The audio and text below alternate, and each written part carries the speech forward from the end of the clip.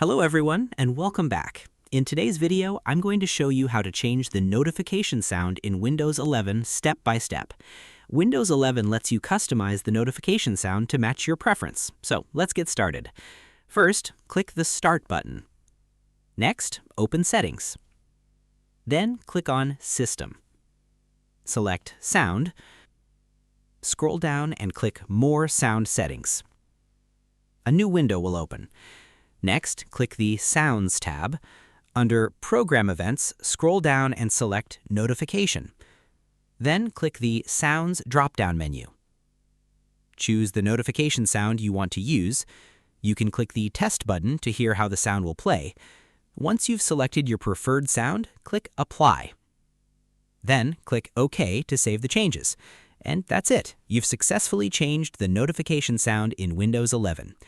Thanks for watching this video. If you found this tutorial helpful, don't forget to like, subscribe, and turn on notifications for more Windows 11 tutorials and tips. See you in the next video.